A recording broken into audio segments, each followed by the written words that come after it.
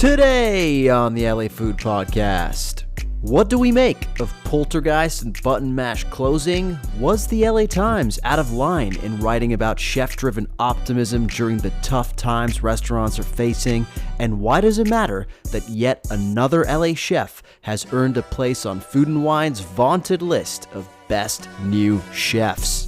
Father Saul's with us to discuss all of the above, plus why Taste waited until now to post one of the best think pieces on The Bear, why Netflix is giving David Chang's Dinner Time Live a season 2, and whether pickles belong on pizza. In part 2, we're joined by Chef Brandon Boudet of Little Dom's and Los Feliz for a sneak peek of 2 exciting concepts he's opening in Montecito and Ojai this fall. Let's just say you're gonna want to plan your weekend getaways ASAP. Finally, I hope you've got a cone-shaped party hat nearby, because we've got a special announcement about a live recording / party celebrating our 100th episode. Consider leaving us a rating or review wherever you listen to podcasts. I'm your host, Lucas Servodio, and without further ado, let's chow down.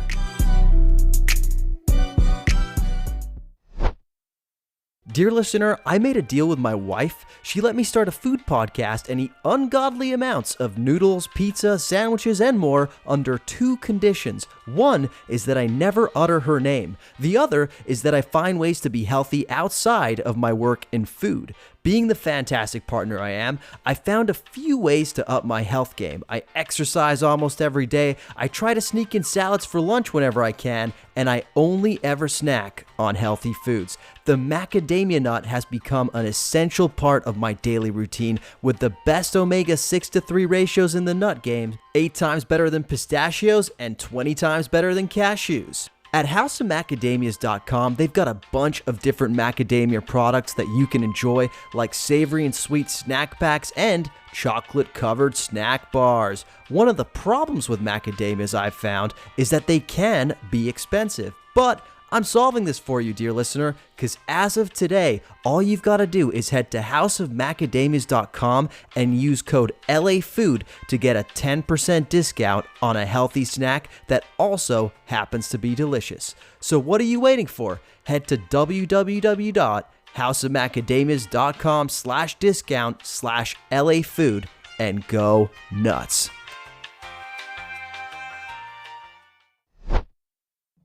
Welcoming to the LA Food Podcast, a man who for once did me a mitzvah by introducing me to my new favorite show on television. It's Father Saul. Father Saul, how you doing today? Doing great, man. Doing great. Although summer is over in Seattle, kind of officially. We're in the 60s again. But English teacher, buddy.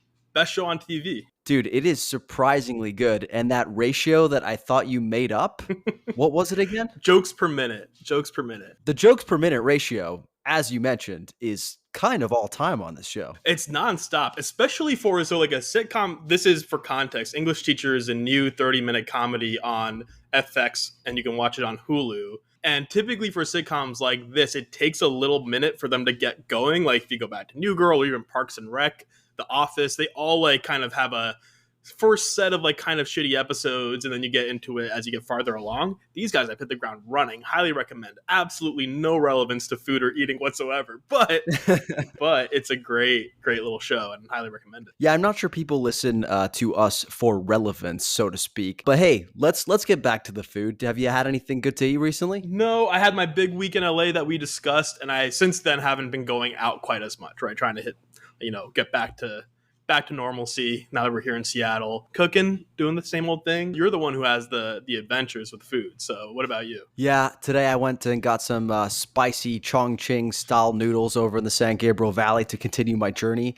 I was a little upset because they were advertised as cold noodles, but they were like lukewarm noodles, you know? And I have been having quite a few cold noodles recently, so I'm used to the Korean school of cold noodles at this point, in which they literally put ice in the broth. So you're literally going to get brain freeze by the time you're done with a bowl of noodles.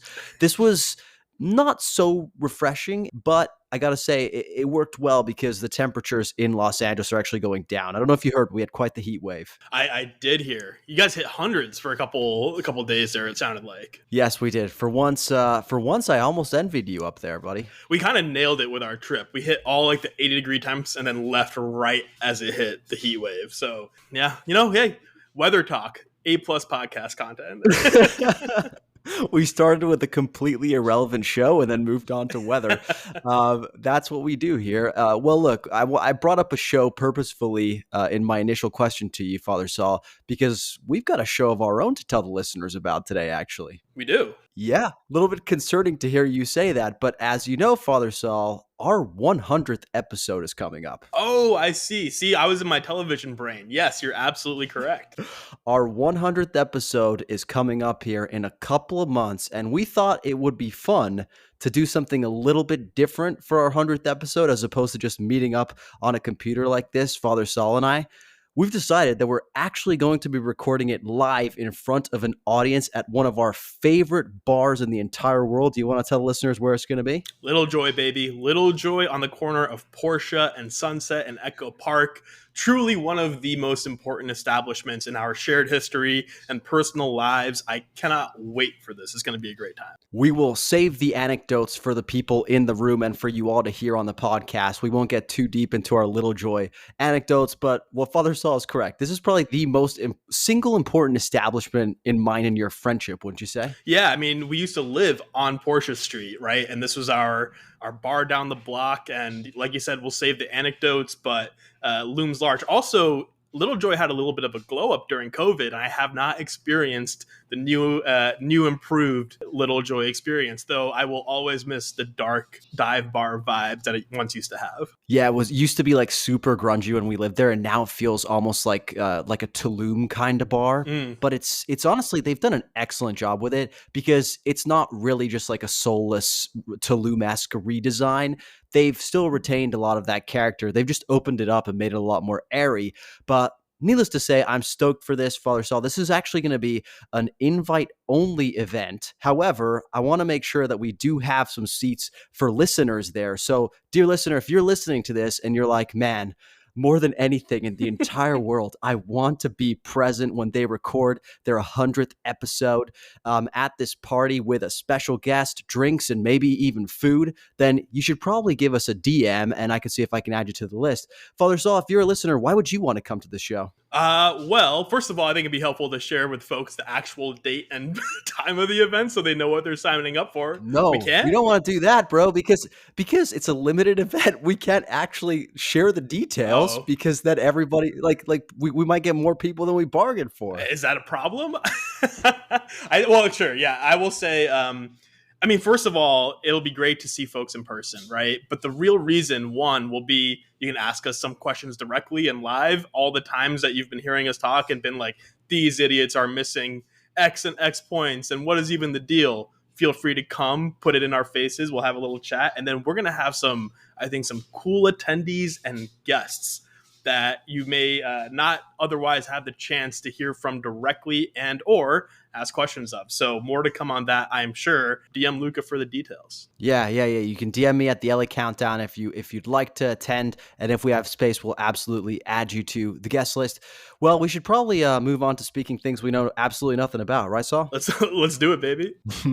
I put out an Instagram story last week because I just felt like more so than usual recently, we were being inundated with the news of restaurant closures. Like last week, for example, Son of a Gun closed, John and Vinny's place down on near the Grove that's been open for 13 years. Town Pizzeria also announced that they're closing over here in Highland Park. And then, of course, this year we were hit with the mother of all closures in our books. They announced that Poltergeist and Button Mash would be closing up shop on September 29th. They got the LA Times treatment. They got the Eater treatment. Saul, what was your reaction when you heard the sad news? The year of losing continues, man. Strikes again. Way to make this all about you. It's not just about me. This is a global year of it's sad news, of course. We've been big fans and champions of Poltergeist, and Button Mash is another one of those Echo Park spots that I only associate with good memories going back years, like a decade now. So super bummed to hear the news. I think it followed a similar trend we've been seeing where when the lease came up and the rent spike kind of was proposed, all up and down that block. Sunset Beer was one of our favorites in that area. Similar story. No, really sad to see. And the immediate question is, man, when am I going to be able to eat Diego's food again? Well, I ate it last night because I had to go pay a visit before they officially closed up shop. And yeah, as I was chowing down on that Thai Caesar salad and those yellow curry bucatini, definitely a little tear approached my eye. But you know what, man? I think that they're going to be just fine. Like, I think Poltergeist, we have been so lucky to have it in the city. Like, it's been such a fresh and unique concept that really could have only happened in Los Angeles, right? Like, Yeah. it is born from this kid from Burbank who was just Los Angeles through and through. And his culinary career has also been Los Angeles through and through. Like, he's really been at some of the key places that have written the story of Los Angeles's restaurant scene over the last 10 years. And that upbringing, that career was all so perfectly represented in his menu in this like really twisted, deranged, but delicious way. It's going to be missed. But one thing I know is that Diego will not be down for long. 100%. And I really appreciate it. Folks should read the LA Times article, which I know you'll include probably both in the newsletter as well as the show notes here, which is like, one, that they're going out on top, right? Which they both recognized, and like you appreciate that, right? There's they've gotten the attention, the acclaim, both Poltergeist and Button Mash over the years, and now they're able to go out gracefully before the pressure gets too tight, and they're it would be messier, and they're able to pay off all their staff. And then I think the plans that Diego has outlined in the article as well sound really interesting and great to me, and it's good to know he won't be going anywhere. And I think like it's just in some ways it's like a poetic and like the spiritually correct end for Poltergeist. It was always going to burn too bright, man. It was like the only the good die young quote unquote kind of vibe. So I know we'll see more. I also think, based on what Diego mentioned in the article, if you haven't had a chance to go to Poltergeist or want to revisit before it closes, now is the time, because in these last couple of weeks, Diego alluded to, hey, look, we're not going to be here forever now. We can kind of go all out with stuff we've been thinking about trying, with some crazy ideas. So stuff you may never have a chance to try or eat again, now is the moment to go see Button Mash and Poltergeist. Yeah, last night they had lamb ribs with mochi Dutch babies and like a peach demi-glace or something. What? I didn't quite have the balls to try them. Also, I wanted to do like a noodle post, so I was very much focused on the noodles. Sure. But I just think some crazy things are going to come out of that kitchen in the next couple of weeks. I was in the kitchen for a hot second there, and literally they were just pulling out like, excellent product and being like conferring among themselves like, yo, what can we do with this? How do we treat this? What would be the best way to do this? And just throwing out the craziest ideas.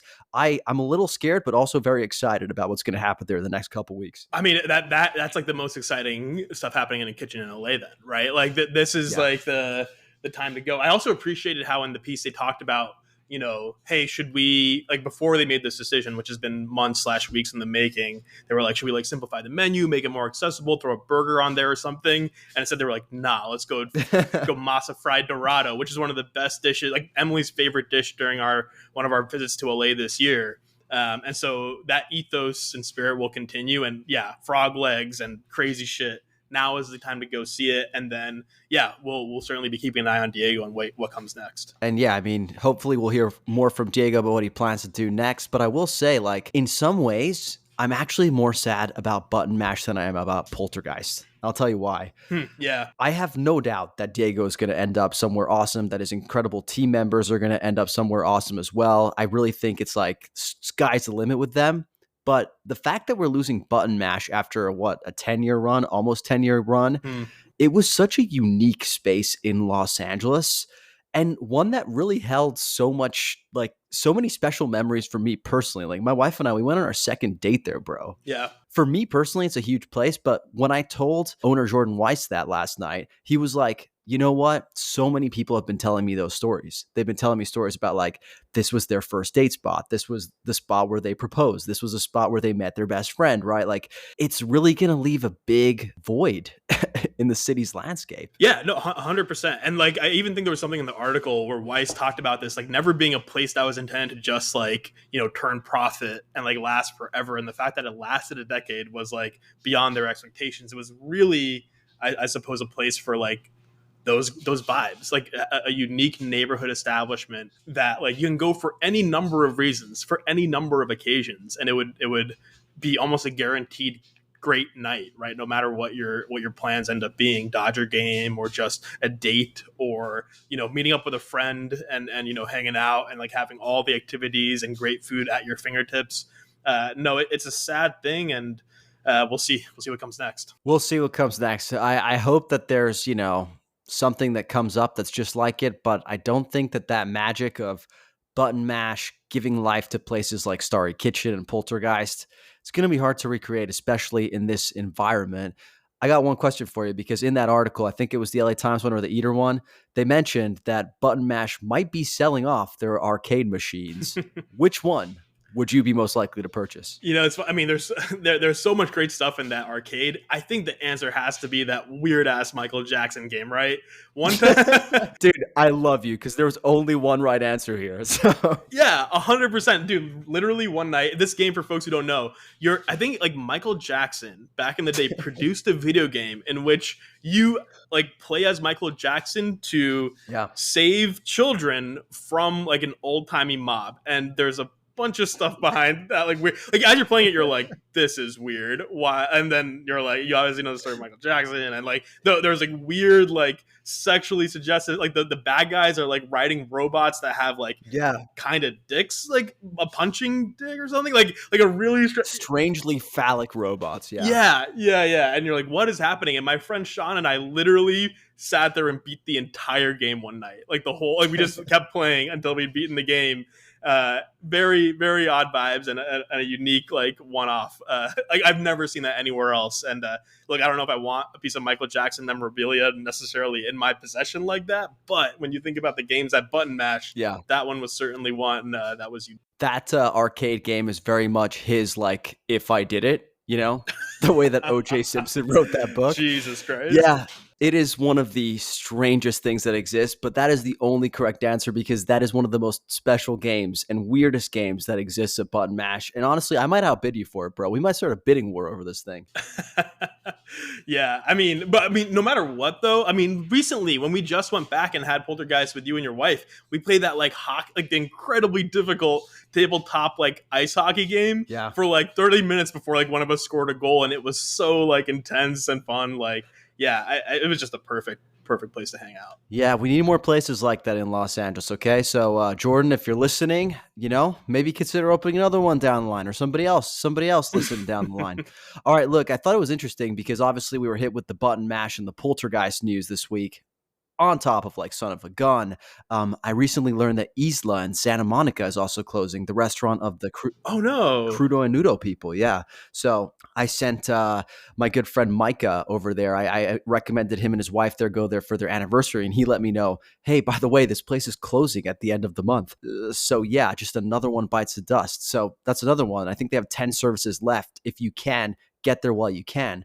But I just thought it was interesting timing that with all this going on, the Los Angeles Times' Lori Ochoa decided to publish an article, I think the same day that the Poltergeist news broke. The headline was this: more than 75 big deal LA restaurants closed so far this year, so why are chefs still optimistic? And in the piece, she basically interviewed a bunch of chefs at new restaurants, some that have been around a little while, and really was scraping the bottom of the barrel for optimism here. What did you think about this piece? Well, I didn't feel it like it was necessarily scraping the bottom of the barrel. What's interesting in this, so first of all, I really liked it, and I appreciated that it's balancing. Look, there's these really harsh realities, particularly around cost and price pressures that restaurants are facing, from labor to ingredients to rent. And yet in LA, we do see chefs and ambitious creative concepts continue to pop up and try to solve the problem of what it means to have a successful, sustainable restaurant in this environment. And there were really interesting sort of insights into how do you price a tasting menu? How do you develop even like a type of concept or experience that customers are going to be willing to come back to, consistently. And that, one, is like a really encouraging dynamic, and two is something where they say like great creativity requires constraints in some ways, right? Like having parameters on like a creative project and the things that you have to work around helps spur creativity rather than having a completely blank slate and unlimited resources. And that's almost the thought that this article reminded me of that, where, of course it's far from ideal, the situation we're seeing, and yet LA continues to be such an exciting place to eat because chefs are kind of continuing to push the boundaries, continuing to execute their vision, and finding and trying their best to find ways to continue innovating and pushing the envelope, and in ways that I think are really fitting.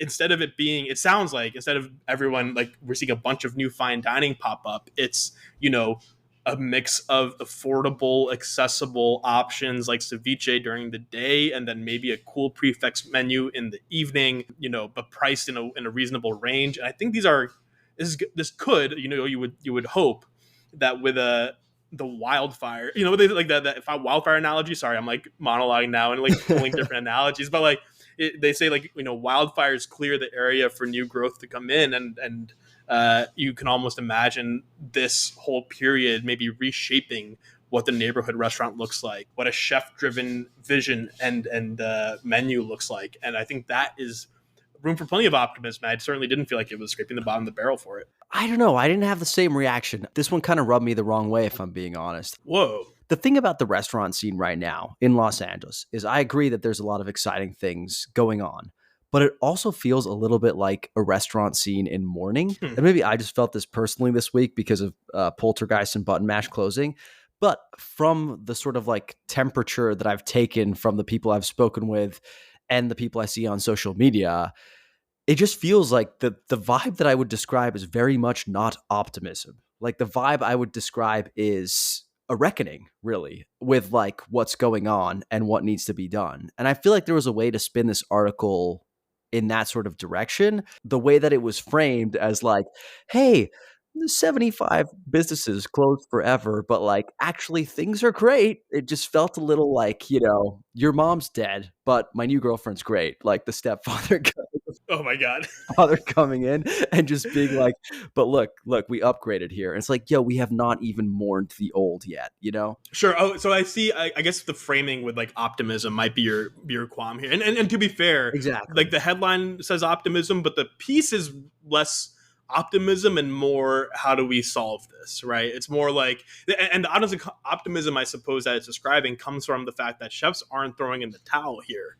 right? They're trying to solve and figure, like I said, navigate how to be successful in new and interesting ways, hopefully, and apparently in the new context, or at least the current context. So yeah, I see what you're saying, and certainly like the vibes that you're describing are, I think, the far more negative than what this piece explains. But at the same time, we see plenty of coverage about the negative, and and I think we have a good grasp. It's not like hiding the ball on what's going wrong or how difficult things are out there, but it's more trying to recognize, like, look, this doesn't mean things are over, or that you should, stop eating out, or that like you're never gonna, see a thriving restaurant scene again, because the chefs behind it and some of the creative minds that make LA what it is are still, innovating, tweaking, iterating on ideas, and trying to figure out how they can continue to like express themselves. And I think that's really cool. Yeah, I just feel like something about that almost puts the onus back on the restaurateurs and on sort of the victims of this situation to like have to go out and figure it out. What I mean by this is that,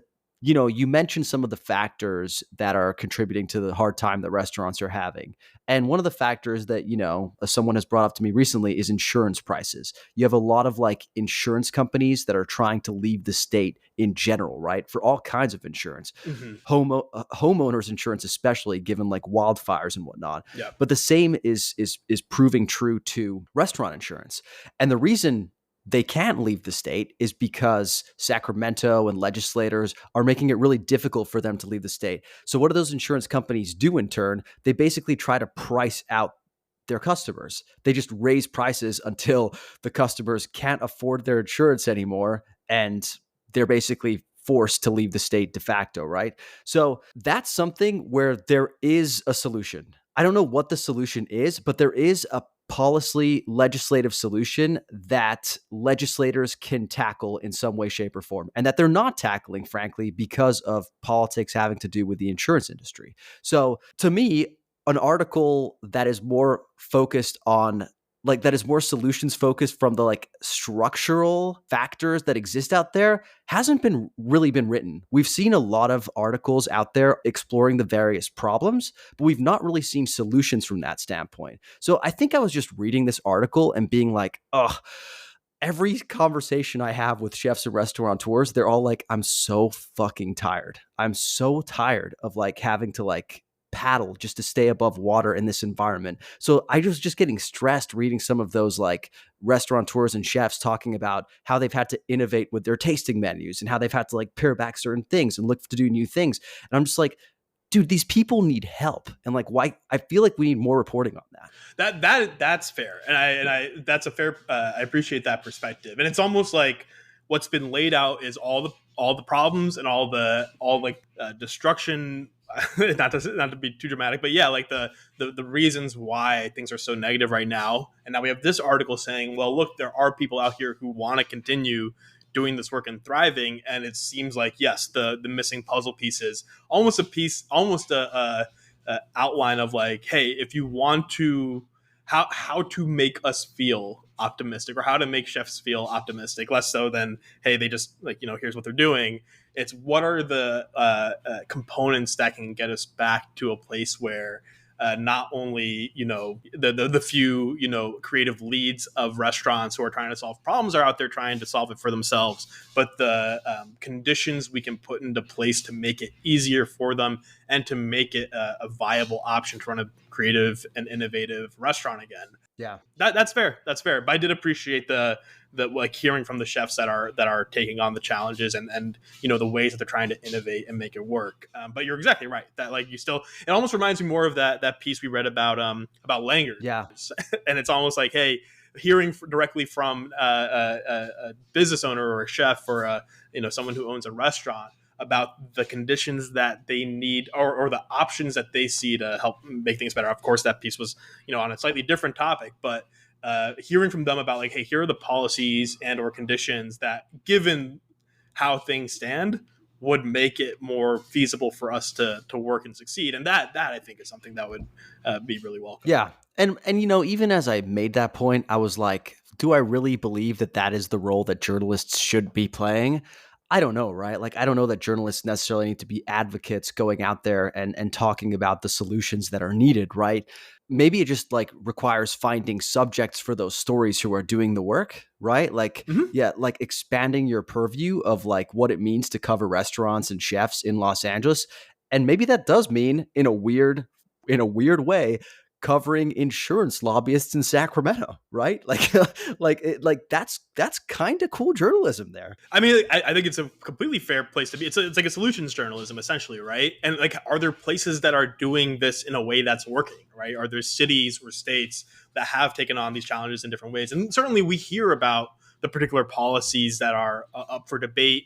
At least ones that are like kind of in the mainstream and in the Overton window of the moment, right? Like we hear the coverage of that and how it could work both ways. But I think it's completely fair game for like a broader perspective on like how, like, here are the problems we've seen and how can we, address them in a way that can revitalize and or, support the kind of food landscape and restaurant landscape that we love to see in LA. Even as, and I still think this piece is really important, we see great chefs trying to do so with the constraints that are facing them today. Do you think that there would be room for an issue advocacy campaign for restaurants? To put our old hats on. I absolutely, right. You can obviously leveraging the voice of an industry or interest is something anyone can technically do. I'm sure there is, right. And it'd be interesting almost because like within the issue of like having a vibrant and like a successful food scene, which LA I think does continue to have, but things are dire right now.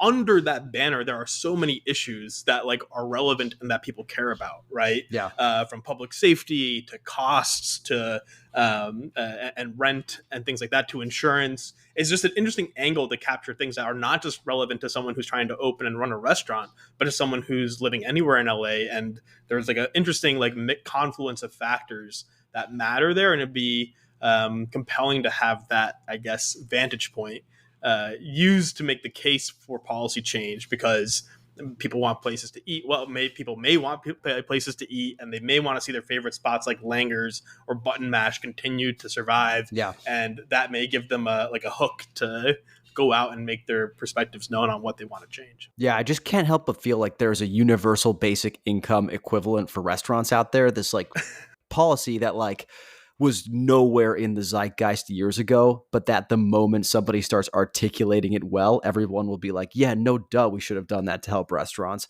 I just have to believe something like there is out there. We just don't know it yet. Yeah, I guess so. I don't know. I don't know the answer to that, right? I've not heard articulated a single, like, this is the thing that makes it work. But again, like I said, it's just like an interesting sort of angle to take on the broad set of issues I think people care about every single day. And I don't know. Maybe there's something there, man. Yeah. Should we launch it?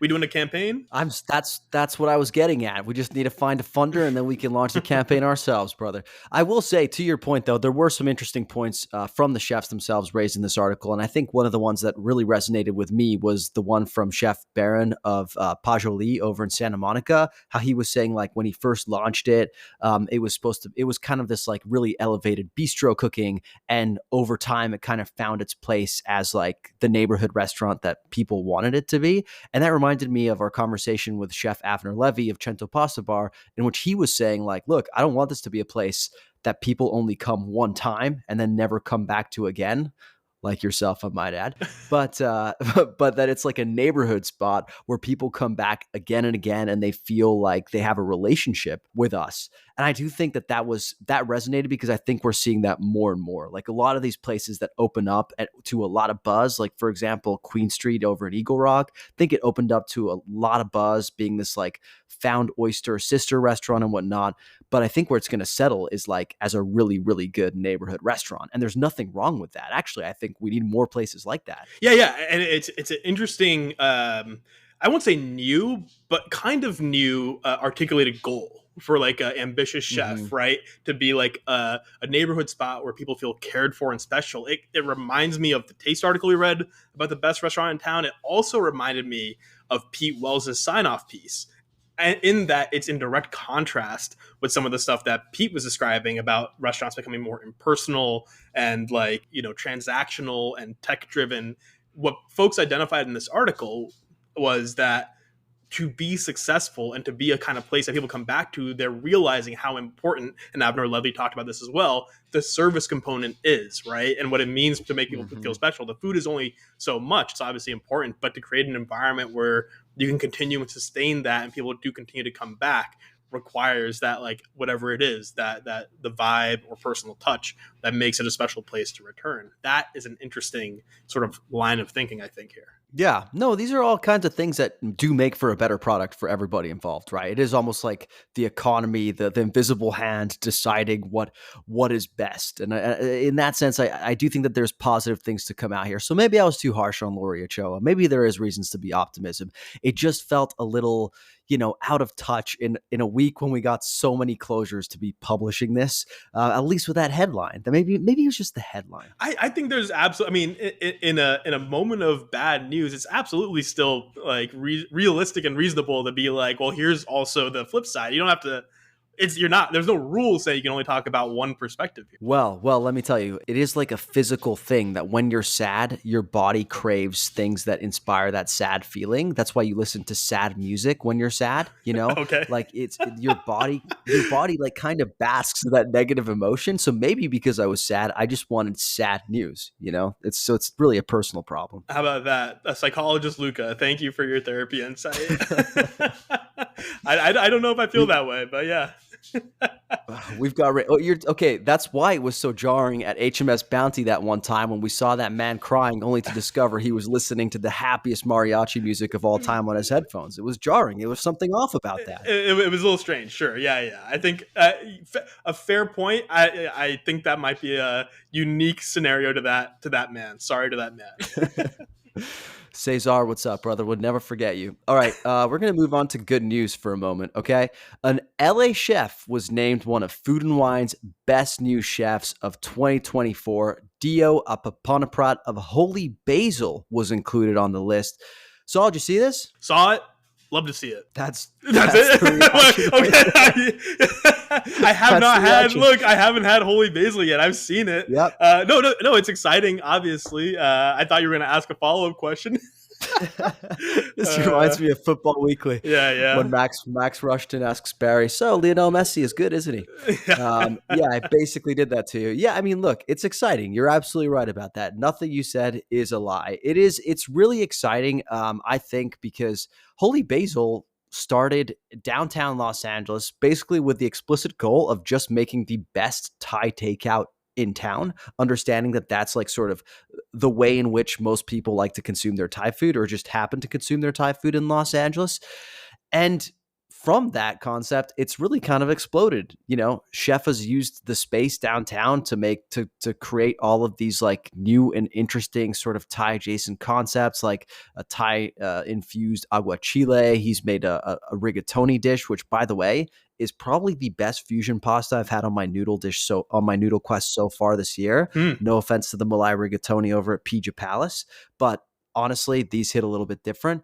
And the concept has continued to evolve, and it's become something really special, and now really settled into sort of like a neighborhood restaurant in Atwater Village. So I thought this was a really cool shout by Food and Wine. What I really appreciated, though, is that unlike a lot of other awards, Food and Wine shares their methodology in pretty explicit detail. Did you see this? Yeah, I love this. This is best in class stuff. Are you going to read out the criteria? Because it's really, really interesting. Yeah, I can do that. Yes, chef. Okay, basically, this is what they look for. Chefs who have been in charge of a kitchen or a pastry program for 5 years or less are eligible for the Best New Chef accolade. I love that. Everybody who gives out awards, take note. There's so many times when we are like scratching our heads over here, asking ourselves, why did this restaurant not qualify? Is this still a new restaurant? Is this still, is this restaurant count for? They tell us exactly what the parameters are. Thank you for that. Then the process begins with Food and Wine soliciting and vetting nominations from Best New Chef alums, food writers, cookbook authors, and other trusted experts around the country. So that's how they get their nominations. Then the Food and Wine Scouts travel the country, each dining out in dozens of restaurants in search of the most promising and dynamic chefs right now. Food and Wine, importantly, conducts background checks and requires each chef to share an anonymous multilingual survey with their staff that aims to gauge the workplace culture at each chef's establishments. And finally, they also participate in Food and Wine's Best New Chef mentorship program to empower themselves with the skills and tools they need to grow personally and professionally as leaders, blah, blah, blah, blah, blah. This is like top class shit, right? It really is. The only thing missing is how they land on the final choices, really. But I mean, again, that we don't need necessarily every single detail here. I just think it's super important, helpful, and helps you understand the significance of the recognition. Yeah. Right. When they outline the reasoning behind it like this, I think that's super cool. I also think that the process that they go through has proven out pretty well if you look at prior winners in LA who you helpfully listed out in our agenda. You're welcome. And I'm gonna go ahead, I'm gonna steal your thunder and name them out here. I am but your intern. There you go. that is how I see this dynamic fundamentally, just so you know. Going from 2018, I'll go backwards. Liz Johnson of Friedman's, now Greekman's, and Jonathan Yao of Cato back in 2018. Brandon Go of Hayato in 2019. Kwame of Top Chef fame, not LA, but still 2019 named, and now recently had the #1 restaurant in New York City. That's a Diadem of All Day Baby back in 2021. Who is now at the Georgian, I might add. She's no longer at All Day Baby. Gotcha. Justin Trungzi at Anajac. Sorry, Justin. It's a tricky last name. And that's why you should let me read these lists, brother. Yeah, fair enough. And then finally, Hannah Ziskin of Quarter Sheets in 2023. The reason I want to read those out is because, as you can tell, like I think they've done a really good job of identifying chefs maybe before they even blew up big and before their restaurants were like #1 or top 10 on the LA Times 101 or New York Times 100 best restaurants. They seem to have a very solid track record of, IDing talent at the right moment, right? And really like establishing, I'm not saying that their hit rate's like 100% or anything, but it seems like a significant and well-run program still. You know what? I was reading through that list as I was the one listing it out, and I had the same reaction. I was like, wow, this is a great great hit list. I think the only one on there who maybe hasn't achieved like the level of fame and notoriety, not success, because the restaurant is still there, which I think is in and of itself a success, is Liz Johnson of Friedman's, which is now Greekman's, right? Like, I wouldn't say she's like a household name within like people who dine out in Los Angeles, but you know what? Who cares? Like, she's got a really successful restaurant that's still operating after all these years in a notoriously difficult part, by the way, of Echo Park, which is not quite near the most walkable area. That to me is success. So to me, they've got like 100% hit rate on this. Yeah, absolutely. And you know, the key thing that they point out here, and I don't know when they started it, but the anonymous survey of the workplace environment. Very cool to recognize, right? Yes. I think I may know when they started that. Fair enough. Yes. But I would say this is very cool to see. And you asked me, like, is like basically, what does this matter, right? What is the value of this award? I mean, I think pretty clearly, while Food and Wine may not generally be the most, popular or like, for the mainstream, the most like well-read magazine out there, I think this, of course, in the food world and also just in terms of their talent recognition, still holds weight. Dude, yeah, absolutely. I was just going to say that. Like, maybe, I don't think Food and Wine is maybe doing the best job of connecting with like the new generation of readers. Like, they don't have the best social media presence that I've ever seen. Like, honestly, even their compatriots Bon Appetit, right? Like, you would probably say Bon Appetit is doing a little bit better. And honestly, they've really had a lot of success thanks to folks that they've hired, like Molly Baz, of course. Mm-hmm. But this award, there's no doubt, still holds a ton of weight in the community. Like, people look at this and like, this is a big fucking deal. Am I wrong in saying that this was even referenced in The Bear, where like Carmy was named best new chef? Yeah. Does that ring a bell? You're right. Yeah. He'd won a James Beard. I think he was named Food and Wine's best new chef or something, right? Like one of them. Yeah. But they just say that. Yeah, you're right. I think that's exactly correct. Laugh all you want at Food and Wine's social media content, but this still holds a lot of weight. And I do think it's cool that almost every year there's someone from Los Angeles represented. The only year when there wasn't really, 2020 actually, there was nobody from Los Angeles. There was the chef of Bell's up in Los Alamos, which is a fantastic little day trip, by the way. If and when you ever live in Los Angeles, that's one you absolutely must take. But they were included. I wouldn't consider them a Los Angeles restaurant, but I do think every year there's at least one or two SoCal representatives there. And I think it's another sort of reminder of what we've heard from a lot of chefs who have come to speak to us on this podcast. Los Angeles is an excellent place for young chefs to come and try to make it, because it's not like obviously like opening a restaurant in Iowa where your costs are dirt cheap, but it's not New York yet, and it's not San Francisco yet in terms of cost. So it's kind of the perfect sweet spot for young up-and-comers looking to make their name. Yeah, and it's also a place that encourages, as we've talked about before, I think a real innovation and personal expression from chefs, right? I think the consumer audience in LA is open, right, to trying new things. I think like the city just kind of engenders the desire to see what's like the most new, creative, and innovative thing. And even with the award this year, Holy Basil combining Indian, Thai, and Mexican flavors, right? Yeah. Just like Poltergeist, right? Like where we take all the components that have inspired the personal history for the chef. I think this is expressed with Baru as well, being recognized as the LA Times Restaurant of the Year. There's a level of personal expression. It seems like chefs have the freedom to go and pursue and execute, where it might be maybe a little bit more difficult to do so in other places that that could be more skeptical of those ideas, right? Like, I think that all leads to a place that's ripe for building talent like this. Okay, this is a reason for optimism. Okay, now let's be clear on that. Okay, that's the same reason for optimism she basically named in the piece. That chefs are trying to push. Okay, whatever. Apologies to Lori Ochoa, okay? And to all of you for having to listen to me flip-flop on this so brazenly. All right, look, speaking of flip-flopping, do you have time for a quick round of bad idea, horrible idea? Let's do it, baby. All right. California Pizza Kitchen and Mike's Hot Honey decided to collab for a dill pickle pizza inspired by Nashville hot chicken. Bad idea or horrible idea? For me personally, this is at the very least a bad idea. I'm sure it'll hit in enough ways I don't want dill pickle on my pizza, man. I barely want dill pickle on my sandwiches and shit. That could just be me. I think we talked about this recently around the hot girl pickles interview. Yeah. That you did. I don't want pickles on my pizza, but hey, CPK doing its thing. There is one place in Los Angeles that makes a pizza that has pickles on it that I can think of, and that is Garage Pizza in Silver Lake. Mhm. They're actually sort of like a bit of a cult following pizza shop. What they're known for, like sort of like one of their signature pies, is this cheeseburger pizza, which has, as you would think, all the makings of a cheeseburger, including pickles. And it really delivers on that pizza. So I could see this being low-key good. Yeah. I mean, look at the cheeseburger pizza. I could see working as well. I don't know, man. Like you just like thinking about CPK, thinking about pickles on a pizza. I don't need it, but good for them. Yeah, that's where this idea goes tits up for me. It's CPK. I honestly, growing up, I used to go to CPK all the time because my family and we used to just go to chains when we came to America because we just liked the bright lights and advertisements of the chains. And I think it's just because my dad liked the low prices.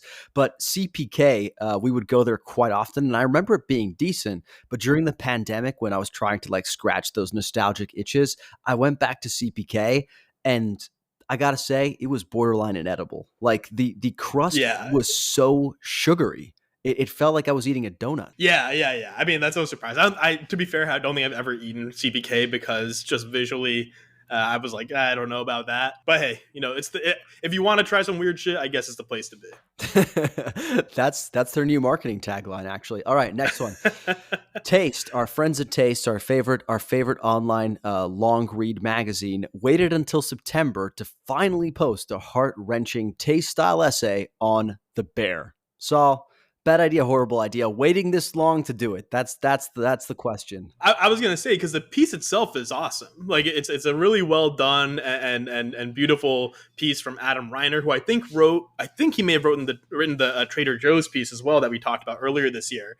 I mean, look, sure, whatever. The hook is a little bit stale on this, but except though, it's not. Here's what you're missing, bud. The Bear just started winning Emmys for season 2. So there is a sort of hook. The Emmys haven't happened yet officially. These are like, background awards. So like, yeah, this is a fine idea. I was surprised to see this on the list. Go read this piece. It's a good piece and a good reflection. I was talking to the listeners, buddy, not you. But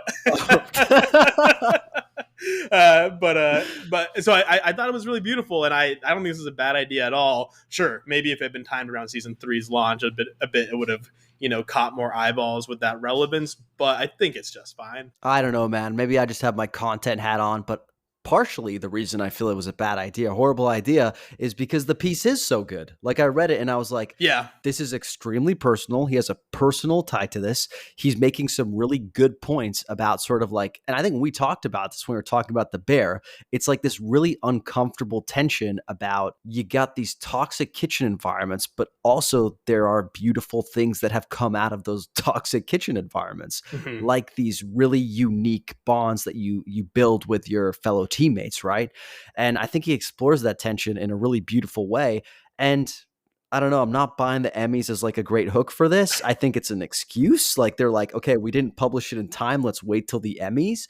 But I just wish it came out when it got as much shine as all the other think pieces that dropped on the bear that weren't even as close as good to this. Sure. Yeah. Okay. I'm still not giving it a bad idea. I don't think it is, but fair enough, bud. You're grumpy today. What's going on, man? Yeah, I know. It's, you know what it is, dude? Right before this call, I got hit with like a big work assignment when I thought I was done for the day. So I think I just know that I think I'm trying to stretch this out so that I don't have to go and do work. There you go. There you go. The vibes are coming through. Yeah, I'm grumpy. I am grumpy. I think I need another Topo Chico Ranch water, who are not even sponsoring this goddamn podcast. Okay, next bad idea, horrible idea. Netflix announced that it is renewing David Chang's Dinner Time Live for a holiday-themed season 2. Bad idea, horrible idea. Just a bad idea. I won't be watching this. We talked about Dinner Time Live with Dave, as well as Chrissy and Dave Dine Out a little bit. I'm looking for the Chrissy and Dave Dine Out season 2. As you know, I enjoyed that one. The Dinner Time Live remains a tough watch for me, just a little clunky. But hey, look, apparently it's got enough views and it's working enough for Netflix, so happy for Dave to keep this going, I guess, and we'll see or at least I don't know if I'll see, but I guess the world will see whether or not they can smooth out the wrinkles on this show. Why do they make it live? Just make a good show. Just make it like edit the show. Just make a good show. Hey, like literally, it would have just been better if you're just like had like a well edited and like recorded episode. Just do that. It doesn't have to be live. Yeah. I mean, I think the reason that this got a season 2 is for 2 reasons. One, I'm pretty sure David Chang is super buddy with like the head of Netflix because he calls him like Uncle Ted or something. So, I don't even call my boss uncle, so I think they're pretty close. Second of all, I do call you Father Saul though, so there you go. That's something else. But the other thing is it's super low production to make. I'm pretty sure they make it in their like Major Domo studios over in downtown Los Angeles. That's a big thing. Yeah. Like this probably costs like absolutely no money to make. So yeah. And also, I mean, like Netflix is testing and continuing to test its like ability to do live content. Probably setting the stage for sports one day. I get why the experiment continues, but yeah, no, I'm not. I'm not interested. A bad idea from Saul. By the way, Momofuku celebrated their 20 years as Momofuku over at Major Domo in downtown Los Angeles. Somehow our invitation got lost in the mail. Yeah, no doubt it did. Very cool, I guess. I will say really quick, we have to revisit this. I saw a new episode of the Dave Chang pod with Bobby Flay, and it was like chapter 1 with Bobby Flay, and I haven't listened to it yet, but I'm going to. And I wonder, just based on the title, this chapter 1 series, if he's going to be going through origins for big chefs. That's my assumption. I again should listen, but I would be very curious to hear about that and maybe follow that along, because that sounds like a good idea for a series. Yeah, I mean, but there are a lot of those podcasts out there about like origin stories for chefs. So I'm not sure it's like that unique. I kind of like, that is the one thing that I like about Dave Chang's podcast is when you get a guest on there, like they get into some really interesting conversations because it goes off the rails. It's not like the life and times of this person. So, once again, just Dave just trying to do something that I don't like. Wow. Yeah, why are you so negative, man? We're Dave Chang fans, like I guess fans here. Whoa, at least no, you are a Dave Chang fan. Let's be clear. Okay, you are the Dave Chang. Right. Dude, I'm sorry. I am grumpy today. I feel it. I'm sorry, listeners. I was about to say again. Yeah. Look at this. No, I promise I'm not trying to be a negative Nicholas. Okay, last one I have, and it's vaguely food related. The Republican strategy of making immigrants eating pets a key pillar of their talking points. Bad idea, horrible idea. No comment. Is this a strategy even? I don't know. I like it.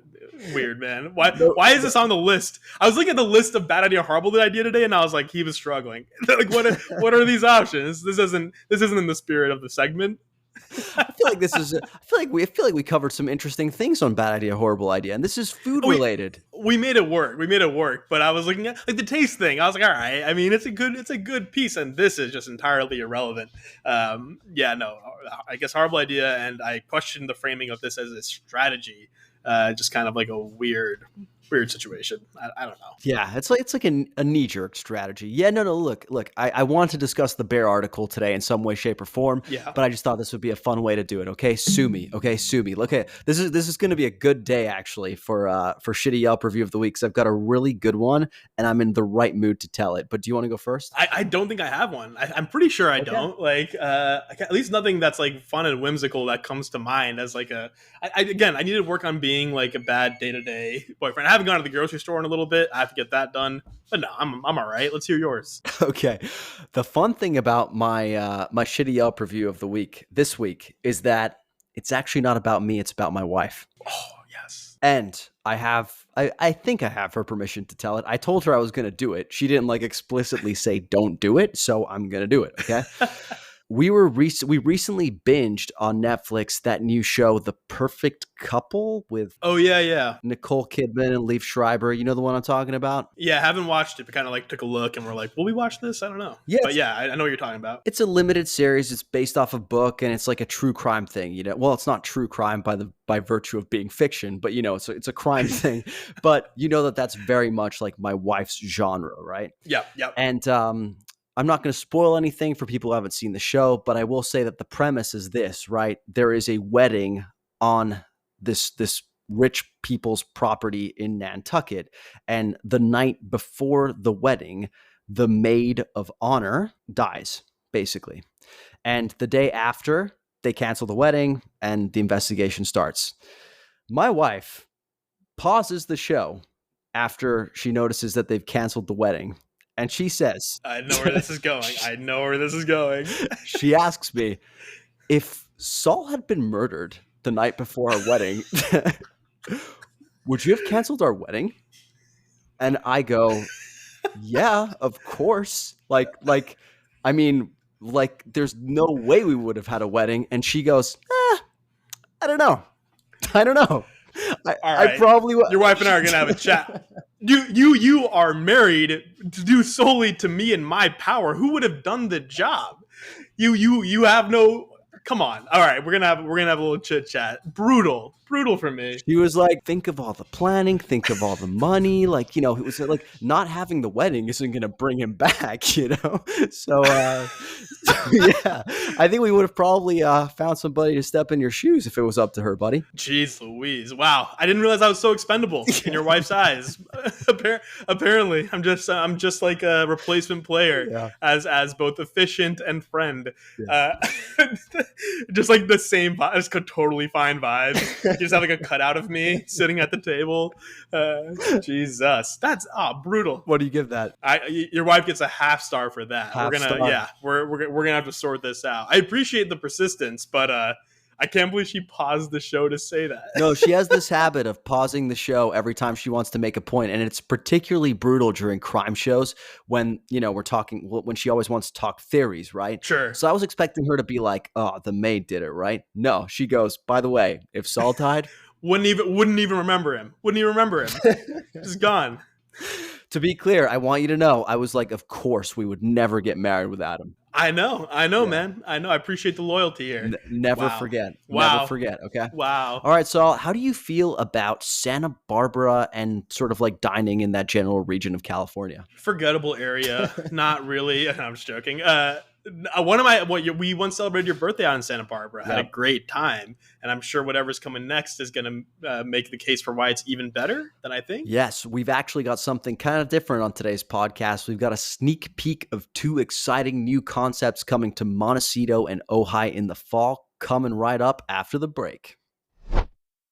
Dear listener, my wife recently decided to start eating meat after more than 15 years of being a vegetarian, and being the conscientious consumer that I am, I've been looking for ways to make our household's meat consumption as high quality and sustainable as possible. That's why I'm absolutely thrilled to have found First Light Farms, a small collective of passionate family farmers in New Zealand who are quietly changing the world. Not only are they producing the most tender, rich, and succulent Wagyu beef money can buy, but you can rest assured that First Light's cattle were raised as nature intended, living it up on lush pasture, eating a 100% grass diet with absolutely no grains, no animal byproducts, and no feedlots. The result is the best tasting meat in the game, full of natural marbling and packed with omega-3 fats. If you've ever enjoyed a meal at Ma2 in Beverly Hills, then you know exactly what I'm talking about. Ma2 famously sources all of its meat directly from First Light, and the good news is that you too can have First Light Farms meats delivered straight to your door. All you have to do is visit www.firstlight.farm, where you can buy their meats and also sign up for their members-only steak club. Members of the steak club enjoy tons of benefits, including monthly shipments of steaks, access to the highest marble score meats, and, this is my favorite part, access to First Light's full library of proprietary recipes and techniques. Also, you can cook the perfect steak within the comfort of your own home. Buying good steak isn't easy, and it isn't cheap. First Light delivers the highest quality at an incredible deal, and now that I've seen the light, I'm never going back. Visit www.firstlight.farm to learn more and use the code LAFood10 for a 10% discount on your first order. Welcoming to the LA Food Pod, the chef behind celebrated Los Feliz restaurant Little Dom's, as well as a couple of new exciting concepts opening up this fall up the coast. It's Chef Brandon Boudet. Chef, how you doing today? Thanks for having me. Good, real good. Good. I'm very excited to have you. Chef, where are you calling us from today? I'm actually in Los Angeles today, back up to Santa Barbara tomorrow. How often are you making that drive these days? 2, 3 times a week. It's not too bad. Yeah. Are you just like doing it all in one haul, or do you stop along the way for lunch every once in a while? Yeah, we have a house in Ojai, so I'll stop in there, gather my things, grab a quick bite, and then head the rest of the way up to Santa Barbara. Speaking of quick bite, a question I like to ask all our guests when they join us on the pod. What did you have for lunch today? I had some teriyaki chicken from Air One and some corn salad from Cookbook. Mmm. It's quite the LA combo for you right there. Yeah. Do you have Erewhon and Cookbook products on hand at all times, or was this just a happy coincidence? It's a guilty pleasure, I guess. Yeah, same. The turkey sandwich from Cookbook is my guilty pleasure. Nice. Well, Chef, I'm really excited to speak with you today because my wife and I are huge fans of Santa Barbara and Ojai and taking those day trips. And I understand that you have a couple of exciting new concepts opening up there this fall. Could you tell us about them? We're doing a hotel in Ojai, but beginning of the year, we were given the opportunity to do a restaurant in Montecito. And we had no intentions of doing another restaurant because we had such a big project on our plate. But we checked the place out and everything aligned perfectly, more than perfect. So we just couldn't pass up the opportunity. I hear that. It was just calling your name. Yeah, we had no, like, you only come across these things so often, and you just have to grab them when they happen. And so we just couldn't pass this up. So what was the space? What about it really, spoke to you? It's in an amazing area in Montecito, right off of Coast Village Road. It was an existing restaurant, and all the other factors that factored in, such as lease and landlords and such, just all worked in our favor that we couldn't pass up this chance. And so we are opening a sort of French bistro with a south of France feel with a lot of local ingredients. It's going to be called Bar Lou. We will definitely have a very nice curated, wine list, cocktails, of course. It has an amazing patio. And then the feel of the food is French brasserie meets Southern California meets the south of France. Mm-hmm. I'm digging that. If I'm not mistaken, you've had, or you still have, I forget, a restaurant up in that neck of the woods, Little Dom Seafood. Is that right? Yes, we have Little Dom Seafood. We opened in 2021. Yeah. It's doing really well. And we focus on local seafood there. And it's amazing because it's so easy to use local seafood up there. And we're just blessed with like this bountiful, just the seafood there is just amazing. Yeah. And it's just like right at our doorsteps. We literally have fishermen knocking on our door. Yeah. Bringing you fresh products and you basically just have to figure out what to do with it. Yes. Now, is that a big reason why you've sort of decided to start opening more and more concepts up in that neck of the woods as opposed to down here in LA? We always just kind of base it off of the opportunity, like it as it presents itself. It's like, oh, does this neck of the woods make sense? Like, does it, like, this is where I am part of the time. Mm-hmm. So it's sort of like, it's just a natural gravitation to where it's like, okay, we're doing a hotel 30 minutes away. Here's another opportunity in the same area. So does it work? I believe they call that synergy in the corporate world. Now, in Ojai, tell us about the hotel. What kind of a hotel is it? What's the vibe? So it is going to be called the El Roblar. It was the El Roblar Hotel back in the day. Then it became the Oaks Hotel, which was sort of a health hotel / like fat farm for a while. Yeah, we got a chance to do that hotel back in 2019 or whatever, and I started designing the kitchen and doing all that.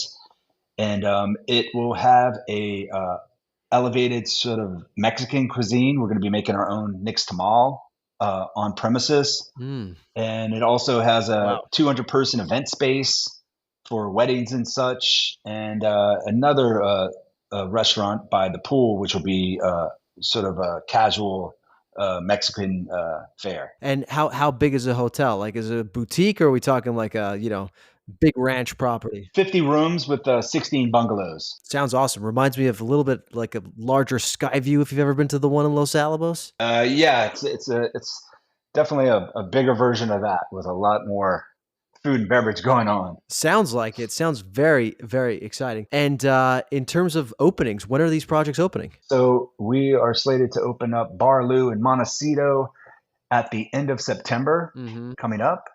And then the hotel, hoping to get in there and start training and such beginning of the year. By early 2025, where everything's going to be up and running. Yes, my goal is to go on a vacation at the end of 2025. That's your anchor thought, so to speak. That's what you're holding on to. Yes. I wanted to ask just generally about sort of, the Santa Barbara, Montecito, Ojai area. It just seems to me that like from a culinary perspective, it's just becoming better and better and better. Are you sort of like getting the sense that it's starting to get increasingly renowned for its culinary offerings, not just, in Los Angeles, but California wide? Yeah, definitely. I see it actually on the road that we're on Coast Village Road in Montecito, and there are definitely restaurants that are starting to happen. Like SY Kitchen from Santa Ynez is coming to Montecito.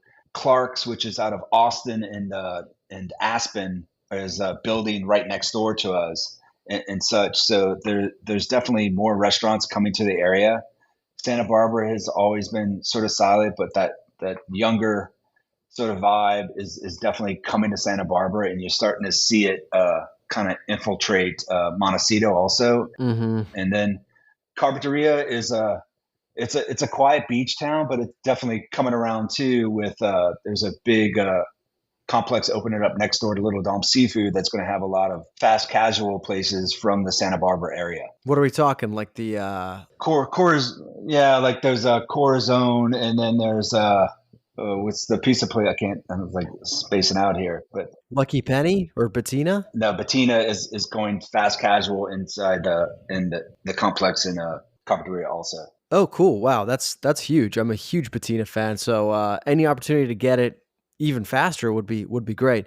This is all great. We love Santa Barbara. We love Carpinteria. We love Ojai. Well, let's double click on Ojai actually, because I feel like Ojai is also getting cooler and cooler. I believe Rory's Place just opened last year, I want to say. And no, you got Rory's, you have the Duchess, you have Pignon, you have Izakaya Full Moon.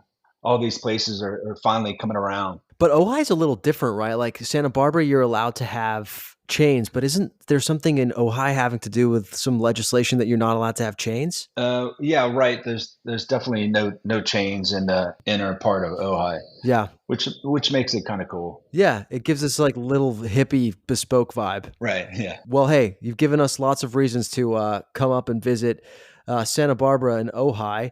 I did want to ask you about Little Dom's too in Los Feliz, which has been around for what, like 15 years now? 17 years, I think. So, yeah, 2007. We're somewhere. We're in the ballpark.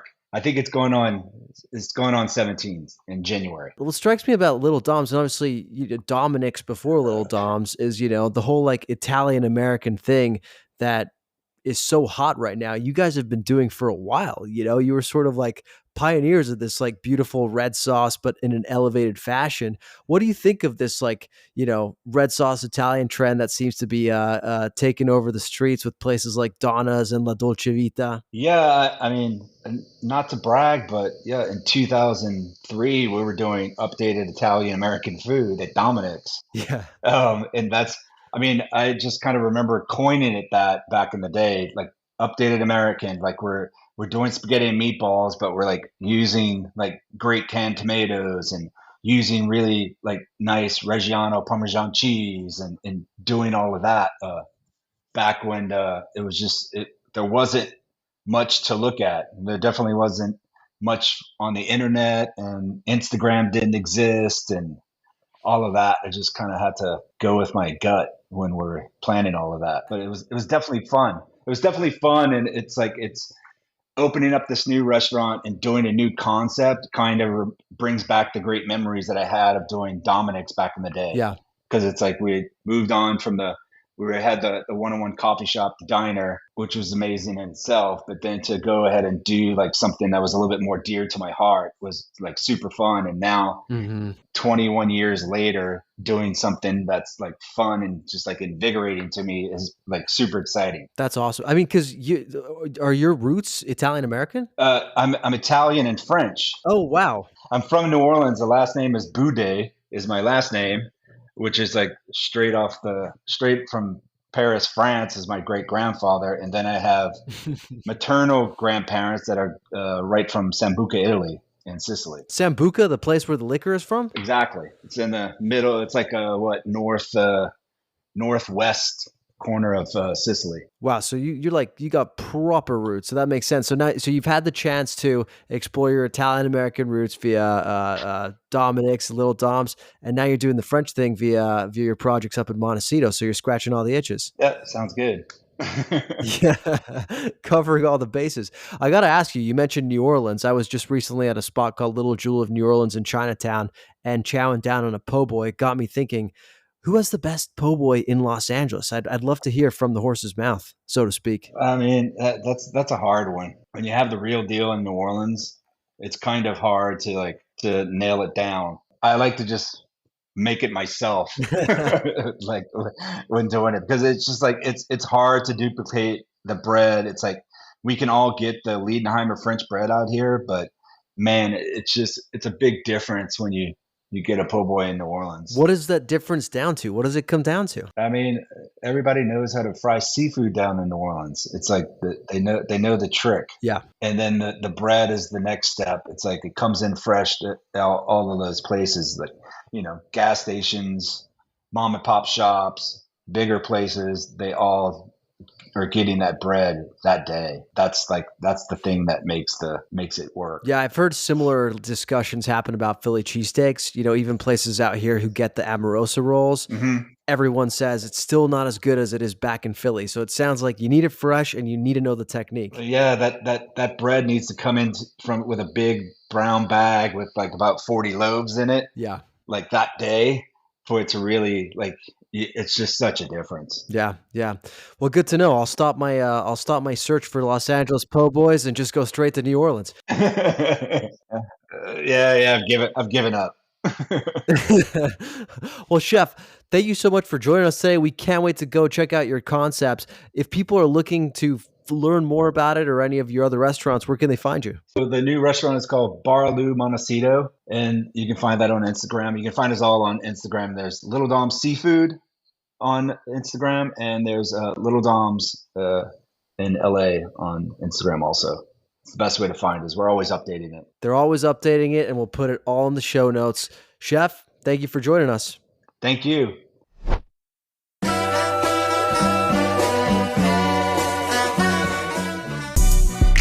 Thanks for listening to another episode of the LA Food Podcast. Thanks as always to Father Saul for joining us and to Chef Brandon Boudet for joining us as well to offer us a sneak peek of his 2 exciting new concepts. Thank you also to Adam Skaggs, Tim Bertolini, and Tiffany Perez for making this episode possible. If you like what you heard here, dear listener, please go to wherever you listen to podcasts, leave us a rating, a review, subscribe. Seriously, all that stuff really helps make our way up the charts on Spotify and Apple. We'll be back next week with another epic episode, but if you're looking for me in the meantime, you can find me on TikTok, Instagram, Threads, and even our website, the LA Countdown. That's TheLaCountdown. Don't forget also to subscribe to our free newsletter on Substack, LA Food Stack, linked in the show notes. And you can also find us on Instagram at LA Food Pod. That's LAFOODPOD.